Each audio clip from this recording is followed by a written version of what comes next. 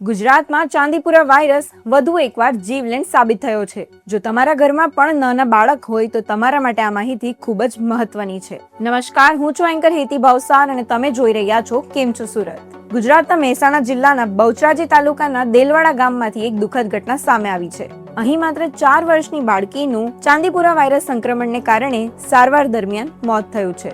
રવિવારે 26 જુલાઈના રોજ દીકરીને અચાનક તીવ્ર તાવ આવતા અને ઉલટી થતા મહેસાણાની એક ખાનગી હોસ્પિટલમાં દાખલ કરાઈ હતી. શંકાસ્પદ લક્ષણો જણાતા આરોગ્ય કેન્દ્રએ તેના બ્લડ સેમ્પલ ગાંધીનગર લેબોરેટરીમાં મોકલ્યા. સોમવારે 27 જુલાઈના રોજ ચાંદીપુરા વાયરસની પુષ્ટિ થતા તેને વડનગર સિવિલ હોસ્પિટલમાં ખસેડવામાં આવી વધુ સારવાર માટે. જોકે ડોક્ટરના તમામ પ્રયાસો છતાં મંગળવારે 28 જુલાઈની રોજ મોડી રાત્રે દીકરીનું સારવાર દરમિયાન મોત નીપજ્યું હતું. તો જાણીએ ચાંદીપુરા વાયરસ છે શું? ચાંદીપુરા વાયરસ એક અત્યંત દુર્લભ અને ખતરનાક વાયરસ છે જે મુખ્યત્વે 15 વર્ષથી ઓછી ઉંમરના બાળકોને અસર કરે છે. આ વાયરસ સામાન્ય રીતે સેન્ડ ફ્લાય નામની એક નાની જીવાતના કરડવાથી ફેલાય છે. કેટલાક કિસ્સાઓમાં તે ઝડપથી મગજને અસર કરે છે, જેના કારણે બાળકોની સ્થિતિ ગંભીર બની જાય છે. તો જાણો ચાંદીપુરા વાયરસના લક્ષણો કયા કયા છે. ચાંદીપુરા વાયરસના લક્ષણો છે અચાનક ઊંચો તાવ આવવો, સતત ઉલટી થવી, માથાનો દુખાવો, ખેંચ આવવી, બાળકનું અસામાન્ય વર્તન કે પછી બેહોશી અને ખૂબ જ સુસ્તી.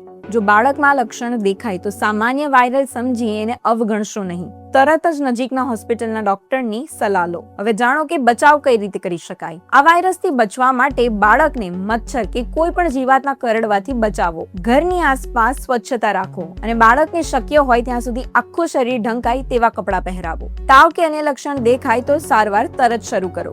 મહેસાણાની આ ઘટના માત્ર પરિવાર માટે જ નહીં, સમગ્ર ગુજરાત માટે એક ચેતવણી સમાન છે. ચાંદીપુરા વાયરસ દુર્લભ જરૂર છે, પણ જો સમયસર સારવાર મળે તો તેનાથી બચી શકાય છે. આથી જો તમારા ઘરમાં પણ બાળક હોય તો તેની તબિયતને લઈને જરા પણ બેદરકારી નહીં રાખો. જો તમને પણ આ માહિતી ઉપયોગી લાગી હોય તો આ વિડીયોને લાઈક કરો, શેર કરો અને કેમ છો સુરતના ચેનલને સબસ્ક્રાઇબ કરો. ધન્યવાદ.